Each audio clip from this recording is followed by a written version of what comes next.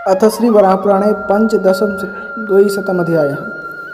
गोकर्णेश्वर तथा जलेश्वर के महात्म्य का वर्णन। ब्रह्मा जी कहते हैं, इसके बाद संपूर्ण देवताओं के साथ परामर्श कर इंद्र ने भगवान शंकर के पास जाने का विचार किया। सभी देवता उस ऊंचे शिखर से उठे और नंदी के साथ आकाश मार्ग से उन्होंने प्रस्थान कर दिया। भगवान रुद्र के अन्वेषण करने में तत्पर होकर अखिल देवताओं ने स्वर्गलोक, ब्रह्मलोक और नागलोक सर्वत्र छान डाला तथा वे उन्हें ढूंढते ढूंढते थक गए, पर उनका पता न चला। अब उनके मन में निराशा छा गई। रुद्र का पता न देख उन्होंने चारों समुद्रों पर्यंत 7 द्वीपों वाली पृथ्वी पर भी ढूंढना आरंभ किया। फिर भी वे मरणों से युक्त महान पर्वतों की कंदराव और उनके ऊंचे शिखरों पर भी गए तथा उन्हें गहन निकुंजों और क्रीड़ा स्थलों में भी सब और खोजते रहे। उनके इस ढूंढने के प्रयास से इस पृथ्वी के तृणों के भी टुकड़े टुकड़े हो गए, पर इतना प्रयत्न करने पर भी भगवान शंकर को प्राप्त करने में देवताओं को सफलता न मिली और भगवान शंकर का दर्शन उन्हें न मिल सका। अतः देवता लोग अत्यंत उदास हो गए। आगे के कर्तव्य के संबंध में परस्पर विचार विमर्श और वार्तालाप करने के पश्चात वे सभी देवता मेरी यानी ब्रह्मा की शरण में आए। तब मैंने मन को सावधान करके संसार को कल्याण प्रदान करने वाले उन शंकर का समाहित मन से ध्यान किया। उनके वेश और अलंकारों के ध्यान करने से मुझे एक उपाय सूझ गया। फिर मैंने देवताओं से कहा, हम लोगों ने निरंतर अन्वेषण करते हुए सारी त्रिलोकी छान डाली है, किंतु भूमंडल पर श्लेषपातक के वन नामक स्थान पर नहीं गए।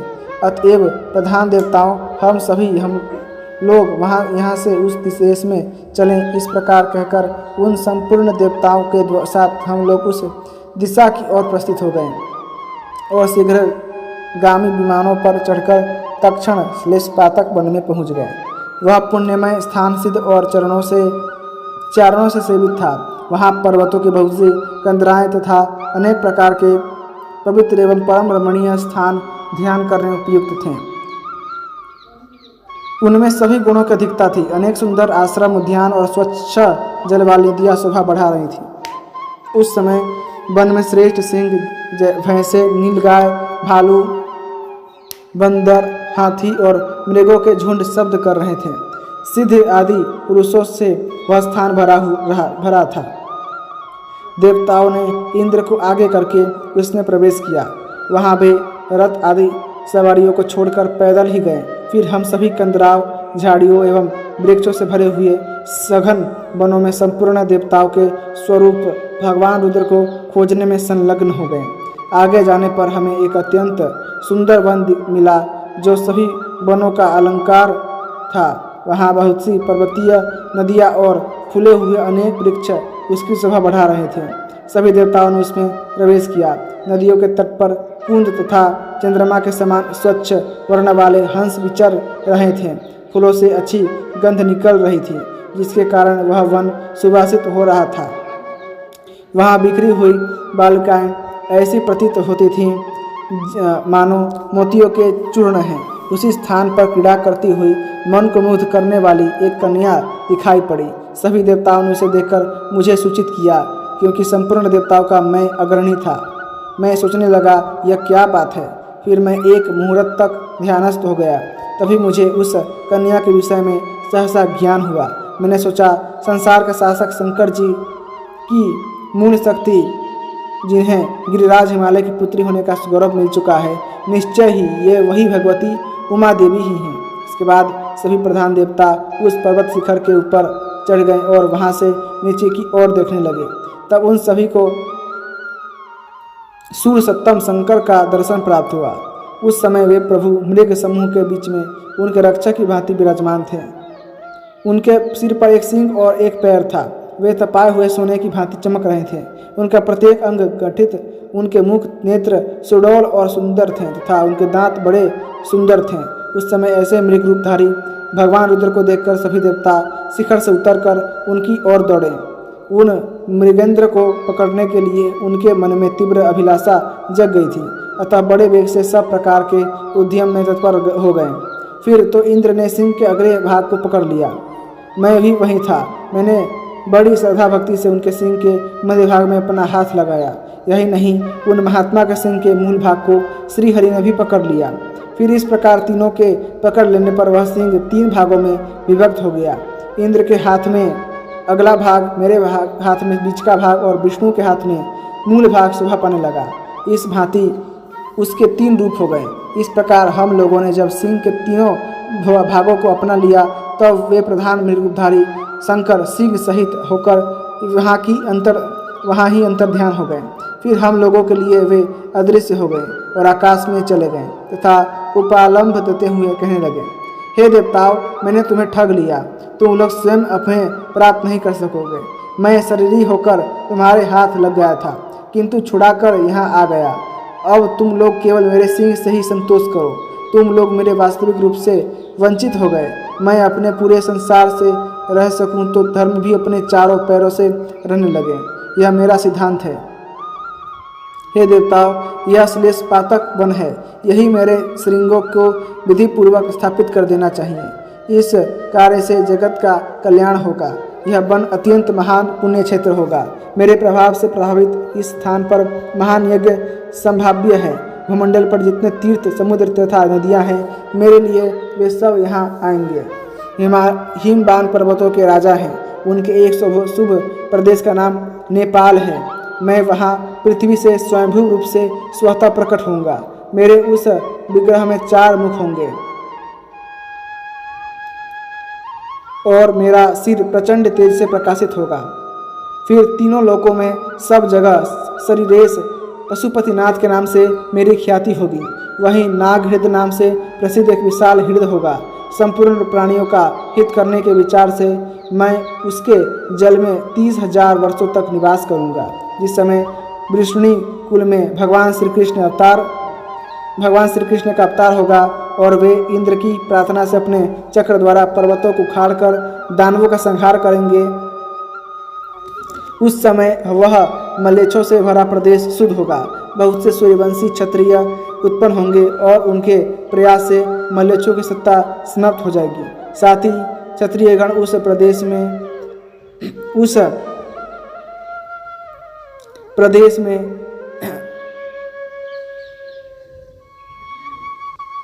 जाएंगे तथा सूर्यवंशी क्षत्रिय उत्पन्न होंगे और उनके प्रयास से मलेच्छों की सत्ता समाप्त हो जाएगी। साथ ही क्षत्रियगण उस देश में ब्राह्मणों को बसाएंगे और उन ब्राह्मणों की सहायता से प्रचलित धर्मों की स्थापना करेंगे।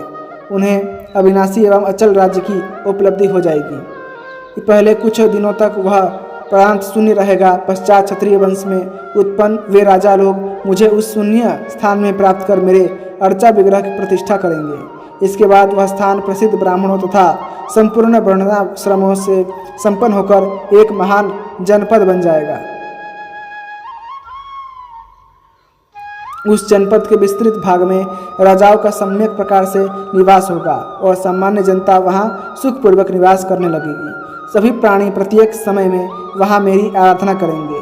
जो सज्जन एक बार ही विधि के साथ मेरी वंदना एवं दर्शन करेंगे, उनके संपूर्ण पाप भस्म हो जाएंगे। साथ ही वे शिवपुरी में जाएंगे और वहां उन्हें मेरा दर्शन प्राप्त हो जाएगा। मेरा यह स्थान गंगा से उत्तर और अश्विनी मुख से दक्षिण में 14 योजन दूरी के विस्तार में होगा, ऐसा समझना चाहिए।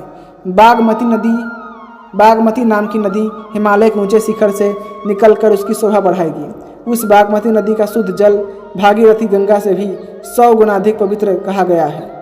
उसमें स्नान करने के प्रभाव से मानव विष्णु और इंद्र के लोकों का स्पर्श करके शरीर त्यागने के पश्चात सीधे मेरे लोक में पहुंच जाते हैं। इसमें कोई संशय नहीं है।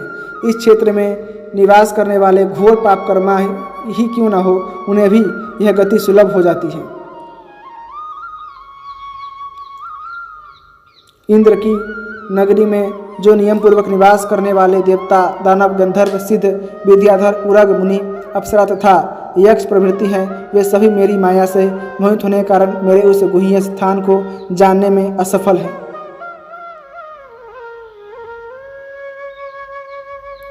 श्रोतमों, तपस्वियों के लिए यह तपोभूमि एवं सिद्ध क्षेत्र कहा गया है। विद्वान पुरुष प्रभास, प्रयाग, नैमिषारण्य, पुष्कर और कुरुक्षेत्र से भी बढ़कर उस क्षेत्र की महिमा बताते हैं। वहाँ मेरे स्वसुर पर्वतराज हिमबान स्वयं विराजते हैं। गंगा जो नदियों में उत्तम मानी जाती है उनका तथा अन्य कई श्रेष्ठ नदियों का वहीं से उद्गम होता है। वह उत्तम क्षेत्र परम पुण्यमय है। सभी श्रेष्ठ नदियाँ तथा तीर्थ वहाँ से प्रकट होते हैं। वहाँ के सभी पर्वत पुण्य स्वरूप हैं। वही मेरा आश्रम होगा। सिद्ध और चारण उस आश्रम की सेवा करेंगे। वहाँ मेरा विग्रह शैलेश्वर नाम से विख्यात होगा। धारा रूप से बहने वाली नदियों में श्रेष्ठ एवं पुण्य में बागमती नाम की नदी भी वहाँ से बहकर हिमालय आएगी। भागीरथी और बेगवती नाम की नदियाँ परम पवित्र हैं। इनका कीर्तन करने से भी मनुष्यों का पाप भस्म हो जाता है और दर्शन करने से तो प्राणी संपूर्ण ऐश्वर्यों को प्राप्त कर लेता है। इन श्रेष्ठ नदियों का जल पीने तथा अवगाहन करने से पुरुष अपने 7 कुलों को तार देता है। उस तीर्थ की महिमा को स्वयं लोकपाल भी गाते हैं। वहाँ जो स्नान करते हैं वे स्वर्ग में जाते हैं और जिनकी वहाँ मृत्यु होती है उन्हें पुनः जन्म नहीं लेना पड़ता। जो लोग बार बार वहाँ नित्य स्नान और मेरी पूजा करते हैं मैं उन पर परम प्रसन्न होकर मैं संसार सागर से उनका उद्धार कर देता हूँ। जो उसके जल से भरा हुआ एक घड़ा लाकर मन को पवित्र करके श्रद्धापूर्वक उससे मुझे स्नान कराता है वह वेद एवं वेदांत के ज्ञाता श्रोत्रिय ब्राह्मण की सहायता से मेरा अभिषेक करता है। उससे अग्निहोत्र का फल सुलभ हो जाता है। उसके तट पर जल का भेदन करके मृग श्रृंगोदक नाम से प्रसिद्ध मेरी एक प्रतिमा प्रकट हुई है जो मुनिजनों को अत्यंत प्रिय है। वहाँ सावधान होकर सिर पर जल फेंकते हुए स्नान या अभिषेक करना चाहिए। इससे जीवन भर के किए हुए सभी पाप उसी क्षण नष्ट हो जाते हैं। वहीं पश्चनद नाम का भी एक पवित्र तीर्थ है जहाँ ब्रह्मर्षिगण निवास करते हैं। वहाँ केवल स्नान करने मात्र से प्राणी अग्निष्टोम यज्ञ का फल प्राप्त कर लेता है। बागमती नदी यहाँ 60,000 दिव्य गौओं की रक्षा करती है, अतः उसे कृतघ्न अथवा पापी मानव प्राप्त करने में असमर्थ है। जो सदा पवित्र रहते हैं, इष्ट देवता पर जिनकी श्रद्धा रहती है तथा जो सत्य का पालन करते हैं, ऐसे मानवों को ही बागमती में स्नान करने का सौभाग्य प्राप्त होता है और वे उत्तम गति को प्राप्त कर लेते हैं। जो दुखी, भयभीत एवं संतप्त मनुष्य हैं अथवा जो व्याधियों से सतत कष्ट पाते रहते हैं, ऐसे व्यक्ति भी यदि इसमें स्नान कर मुझे पशुपतिनाथ का दर्शन यहाँ करते हैं तो वे परम पवित्र हो जाते हैं और उन्हें शाश्वत शांति प्राप्त हो जाती है। इसमें कोई संशय नहीं है। उसमें स्नान करने वाले पुरुष के संपूर्ण पाप मेरी कृपा से नष्ट हो जाते हैं। इतना ही नहीं, कीर्ति आदि सभी उग्र उपद्रव भी सर्वथा नष्ट हो जाते हैं। बागमती संपूर्ण नदियों में प्रधान है। उसके जल में जो स्नान कर मेरा दर्शन करते हैं उनकी अंतःकरण शुद्ध एवं पवित्र हो जाते हैं। अतिवृष्टिरावृष्टि शल्भा पुंसका सुखा प्रत्यावसना राजान षडयज्ञापस्मृताः कामाद्यपनिसीमान अतिवृष्टिनावृष्टि रीडि चूढ़े पक्षिणा वगलेन इतिगतः। इस बागमती के जल में मानव जहाँ जहाँ स्नान करता है वहाँ वहाँ उसे राजसूय और अश्वमेध यज्ञों का फल प्राप्त होता है। यह क्षेत्र 1 योजन के भीतर चारों ओर फैला हुआ है। जिस स्थान पर मैं स्वयं नागेश्वर रुद्र रूप में विराजमान रहता हूँ उसको मूल क्षेत्र जानना चाहिए। उसके पूर्व और दक्षिण के भाग में नागराज वासुकी का एक स्थान है। ये 1000 अन्य नागों के साथ मेरे दरवाजे पर सदा स्थित रहते हैं। जो लोग मेरे क्षेत्र में प्रवेश करना चाहते हैं, वासुकी का काम उनके सामने विघ्न उपस्थित करना है, पर जो पहले उन्हें नमस्कार करके फिर मुझे प्रणाम करने आने का कार्यक्रम बनाते हैं, उन प्रवेश करने वाले पुरुषों के सामने किसी प्रकार का भी विघ्न उपस्थित नहीं हो पाता। उस क्षेत्र में जाकर जो मनुष्य परम भक्ति के साथ मेरी वंदना करता है उसे पृथ्वी पर राजा होने का सुयोग्य मिलता है और सभी प्राणी उसका अभिवादन करते हैं। जो मनुष्य गंधों और मालाओं के द्वारा मेरी मूर्ति का अभिवर्चन करता है वह दूषित संज्ञक देवताओं की योनि में पैदा होता है, इसमें कोई संशय नहीं है। जो व्यक्ति मेरे उस पर्वत पर श्रद्धापूर्वक प्रज्वलित दीप प्रदान करता है उसकी उत्पत्ति सूर्यप्रभ नामक देवताओं की योनि में होती है। जो लोग संगीत, वाद्य, नृत्य, स्तुति अथवा जागरण करके मेरी सेवा उपासना करते हैं वे मेरे लोक में निवास के अधिकारी हो जाते हैं। जो प्राणी दही, दूध, मधु, घृत अथवा जल से मुझे स्नान कराते हैं उन पर बुढ़ापा, रोग और मृत्यु का बस नहीं चलता। जो मानव श्रद्धा के अवसर पर भक्तिपूर्वक ब्राह्मणों को इस स्थान में भोजन कराता है उसे स्वर्ग में अमृत पान करने का अवसर मिलता है और देवता लोग उसका आदर करते हैं। जो ब्राह्मण इस क्षेत्र में अनेक प्रकार के व्रत उपासना उपवास भांति भांति के हवन स्वादिष्ट निवेद्य आदि उपचारों के द्वारा समुचित श्रद्धा से संपन्न होकर मेरी आराधना करते हैं उन्हें 60,000 वर्षों तक स्वर्ग निवास करने का अवसर मिलता है। इसके पश्चात उन्हें पुनः मृत्यु लोक में आना पड़ता है और उन्हें सभी ऐश्वर्य प्राप्त होते हैं। यहीं के एक स्थान का नाम शैलेश्वर भी है। ब्राह्मण क्षत्रिय वैश्य शूद्र अथवा स्त्री ही क्यों न हो, यदि वहां जाकर भक्ति के साथ मेरी उपासना करते हैं उन्हें मेरे पार्षद होने की सुविधा मिलती है और वे सदा मेरे गणों तथा देवताओं के साथ आनंद का उपभोग करते हैं। यह शैलेश्वर परम गुह्य स्थान है। इस भूमंडल में उससे श्रेष्ठ कहीं भी कोई दूसरा क्षेत्र नहीं है। ब्राह्मण गुरु अथवा गौ का जिसके द्वारा हनन हो गया है अथवा जो संपूर्ण पापों से लिप्त है, ऐसा मानव भी ऐसे इस क्षेत्र में आकर पापों से मुक्त हो जाता है। यहाँ पर अनेक प्रकार के तीर्थ तथा बहुत से पवित्र देवता निवास करते हैं। इस तीर्थ का जल उनसे संबंध है। अतः जो मानव उन जलों का स्पर्श करता है वह अखिल अघ्यों से छुटकारा पा जाता है। उसके 2 कोस की दूरी पर कोसोदक नाम से प्रसिद्ध एक पवित्र तीर्थ है जो देवताओं द्वारा निर्मित है। यह मुनियों को बहुत प्रिय है। यहाँ स्नान करने से मनुष्य पवित्र हो जाता है और उसका मन भस्म हो जाता है तथा उसकी सत्य में रुचि होती है। साथ ही वह पुरुष संपूर्ण पापों से छूटकर सभी प्रकार के उत्तम फल का भागी बन जाता है। महात्मा शैलेश्वर के दक्षिण भाग में वह विनाशी तीर्थ है। जो पुरुष वहाँ जाता है उसे उत्तम गति प्राप्त होती है। वहीं भृगु प्रपवतन नाम का स्थान है। उसके प्रभाव से मानव काम और क्रोध से रहित होकर विमान के द्वारा स्वर्ग में सिधार जाता है। अप्सराओं के समुदाय से उसे सहायता मिलती रहती है। भृगु प्रपवतन के आगे एक ब्रह्मोद्वेद नाम से विख्यात तीर्थ है। इसके निर्माता स्वयं ब्रह्मा जी हैं। उसका जो फल है वही भी मैं कहता हूँ, सुनो। जो पुरुष संयमशील बनकर 1 वर्ष तक वहाँ स्नान करता है वह ब्रह्मा जी के विरज संज्ञक लोक में जाता है, इसमें कोई संशय नहीं। वही गोरक्ष नाम का एक तीर्थ है। उस स्थान पर गायों और बैलों के अनेक पद्म चिन्ह हैं। उनका दर्शन करने से पुरुष की 1000 गोदान का फल मिलता है।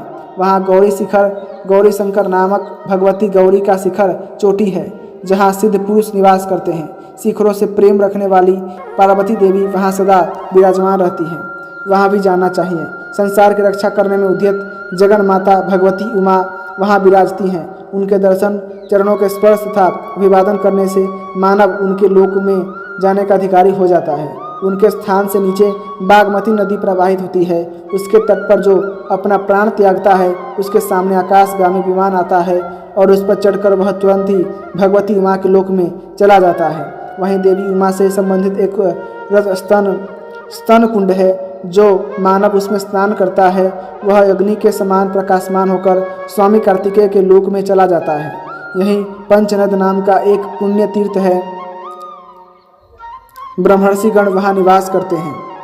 वहाँ जाकर केवल स्नान करने से प्राणी को अग्निहोत्र यज्ञ का फल मिल जाता है। एक बार एक नकुल के मन में सद्बुद्धि उत्पन्न हुई अतः उसने सावधान होकर वहाँ स्नान किया। इससे उसका मन परम पवित्र बन गया और उसे पूर्व जन्म की बात याद आ गई। उसके उत्तर भाग में सिद्ध पुरुषों से सेवित एक श्रेष्ठ तीर्थ है। उस गुह्य तीर्थ का नाम प्रांत कपानीय है, जिसकी गुह्य गण निरंतर रक्षा करते हैं। जो मनुष्य वहाँ पूरे वर्ष भर सदा स्नान करता है उसे उत्तम बुद्धि प्राप्त होती है और वह गुह्यक का शरीर प्राप्त कर भगवान रुद्र का अनुचर बन जाता है। इस शिखर पर निवास करने वाली भगवती उमा के पूर्व, उत्तर और दक्षिण भागों में बागमती की धारा प्रवाहित होती है। यह पुण्य नदी हिमालय की कंदरा से निकली है। वहाँ ब्रह्मोद्वेद नाम का एक दूसरा पवित्र तीर्थ भी है। वहाँ जाकर मानव को जल से आचमन एवं स्नान करना चाहिए। इसके फलस्वरूप उसे मृत्युलोक का दर्शन नहीं होता। उसे किसी प्रकार की बाधा कष्ट नहीं पहुँचा सकती। वही सुंदरिका तीर्थ है। बहुत पहले ब्रह्मा जी ने उसका निर्माण किया है। उसके जल में स्नान करने से पुरुष सुंदर रूप वाला और तेजस्वी हो जाता है। मनुष्य को चाहिए कि तीनों संध्याओं के समय में वहां जाकर संध्योपासन करे, इससे वह पाप से मुक्त हो जाता है। बागमती और मणिवती ये दोनों पवित्र नदियाँ हिमालय का भेदन करके निकली हैं। इन दोनों में पाप नाश करने की पूरी शक्ति है। जो वेद का पूर्ण विद्वान द्विज पवित्र होकर दिन रात वहाँ निवास करता और रुद्र का जप करता है, वह अग्निष्टोम यज्ञ का फल प्राप्त करता है। राजा उसका सम्मान करते हैं। उसके इस कर्म के प्रभाव से उसका सारा कुल तर जाता है। इसी प्रकार का व्यक्ति वहाँ स्नान करके तिल और जल से तर्पण करता है तो उसके पितर तर जाते हैं, इसमें कोई संशय नहीं है। जहाँ जहाँ बागमती नदी प्रवाहित हुई है वहाँ श्रेष्ठ पुरुष को स्नान करना चाहिए। इसके फलस्वरूप वह मानव तिर्यक योनि में जन्म पाने से मुक्त हो जाता है। किसी समृद्ध कुल में उसका जन्म होता है। बागमती और मणिवती इन दोनों नदियों में थोड़ा भेद है। ऋषि लोग यहाँ निवास करते हैं। बुद्धिमान पुरुष का कर्तव्य है कि वह काम और क्रोध से रहित होकर विधान पूर्वक गंगा द्वार में स्नान करे। वहाँ स्नान करने का जो महान पुण्य फल है बताया गया है, उससे कहीं 10 गुना अधिक फल उक्त नदियों में स्नान करने से प्राप्त होता है, इसमें कोई संदेह नहीं। इस क्षेत्र में विद्याधर, सिद्ध, गंधर्व, मुनि, देवता और यक्ष इनका समुदाय आकर स्नान करता और उपासना में सदा संलग्न रहता है। यहाँ पर यदि ब्राह्मणों को थोड़ा भी धन दान में दिया जाए तो उस दान का पुण्य फल अक्षय हो जाता है। अतएव देवताओं सब प्रकार से प्रयत्न करके यहाँ धर्म कार्य का संपादन करना चाहिए। यह श्लेषपातक वन परम पुण्य क्षेत्र है। इसमें देवता निवास करते हैं। इससे बढ़कर दूसरा कोई उत्तम क्षेत्र ही नहीं। प्रिय देववृंद, मैंने मृग का रूप धारण करके जहाँ जहाँ विचरण किया अथवा बैठा और सोया करता था वहाँ की समुची सब और की भूमि सम्यक प्रकार से पुण्य क्षेत्र बन गई है। हे सूरगणों, मेरे श्रृंग के ही ये 3 रूप बन गए थे। इसे भली प्रकार हृदय में धारण कर लो। यह मेरा क्षेत्र पृथ्वी में गोकर्णेश्वर के नाम से प्रसिद्ध होगा। इस प्रकार सनातन भगवान रुद्र ने देवताओं को आदेश देकर अपना रूप संवरण कर लिया। अब देवता उन्हें देखने में असमर्थ हो गए और वे उत्तर दिशा की ओर चल पड़े। इति श्री वराहपुराणे पंचदश द्वैशतम अध्याय संपूर्णम। इसी के साथ श्री वराहपुराण का 215वां अध्याय समाप्त हुआ। यदि आपको वराहपुराण की ये कथा पसंद आई है तो कृपया करके वीडियो को लाइक करें, चैनल को सब्सक्राइब करें और अपने दोस्तों के साथ इसे अवश्य शेयर कीजिएगा। धन्यवाद। जय श्रीमन्नारायण।